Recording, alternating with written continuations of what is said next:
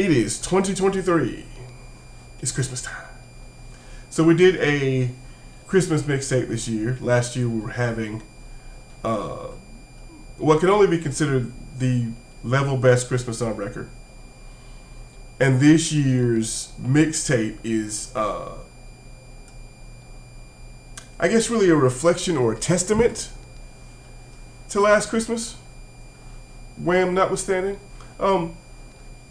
I wanted to put together a mixtape this year that was not filled with sad songs or any laments as far as even this video goes. I've probably done enough of that in a ton of videos this year, which you can watch on both my channels. But what I wanted to come in here and talk about when I talked about this mixtape is that it's not just a list of Christmas songs that generally I try to find songs that you won't necessarily hear on the radio, or maybe even that you haven't heard in a long time. Though U2's cover of Baby Please Come Home is pretty much everywhere. What I wanted this list to be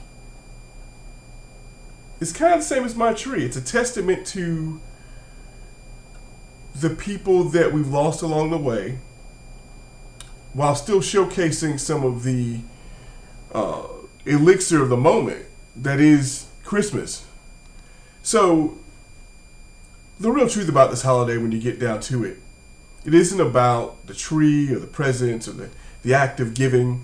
It isn't about just like Thanksgiving isn't about the turkey or the trimmings or the indigenous people or the drama that Americans like to put around Thanksgiving. It's about the people that you're with and the moments that you make with those people. The song that closes this mixtape this year, Fairy Tale in New York, is a moment. This year, recently we lost Shane MacGowan. Christy we lost in, I think, 2003. And so this year, I wanted to put that song on this list, because it's in its own way, it's Alice's restaurant for Christmas. It's a real anecdote about the fact that people go through hard times through the holidays, and that they oftentimes suffer in silence. And what happens is some people find themselves in a drunk tank in New York, or you find yourself wistfully looking out of a window while snow falls in a random area, or you find yourself on the beach in California trying to figure out why isn't it cold, though it's supposed to be Christmas. Or in Arizona when, it gets cold and there's snow. I have friends in Arizona. I'm kind of jealous about the desert and the snow, but I digress. Fairy Tale is a moment. It is just a testament to one man's resolve to tell the truth about how he has spent several holidays, and that was who Shane was. I have I had a theme that I was going to put artists that I admire that aren't here anymore as a tribute to people that I care about that either aren't with me at Christmas or that we've lost. So I was like, I'm going to put together a list that kind of showcases all that. So there's a Robbie Robertson song on here. I forgot Robbie Robertson even did a Christmas song, and that's on the Scrooge soundtrack, which is one of the top 5 best Christmas movies of all time. Sinead O'Connor's version of Silent Night is still haunting, years after she put it on wax. But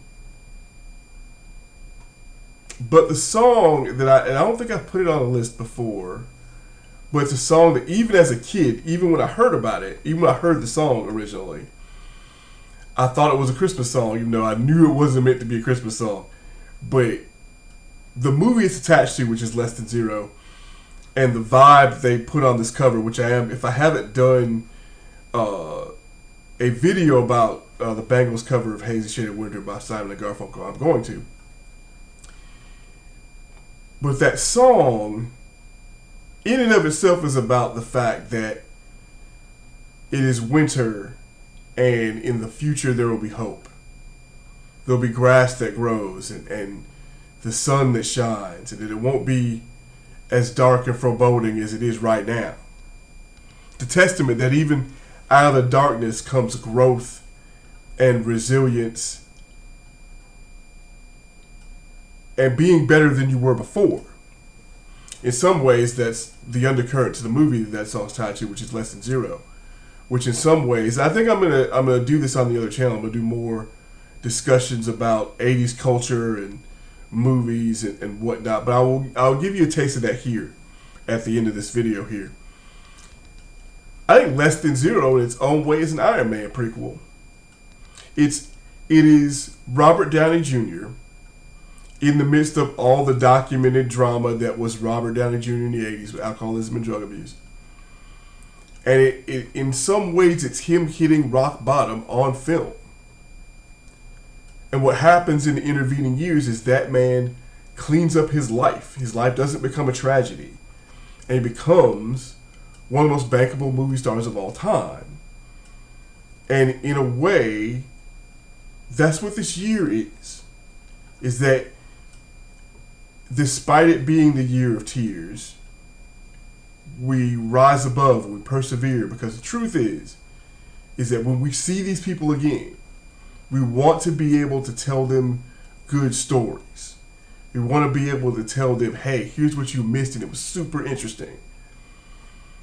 So whatever your thought is about how foreboding the end of the year is and what any trepidation about next year, know that this moment, that this holiday, is about the magic and elixir that gets poured together when you're around the people that you care about and then you're around the people that you love.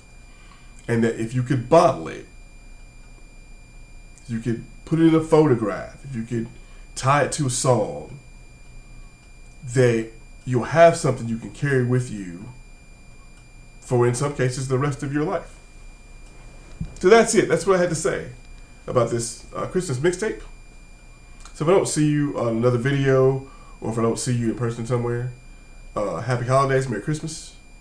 And to quote Adam Duritz, maybe next year, to paraphrase him, next year will be better than the last. Thanks.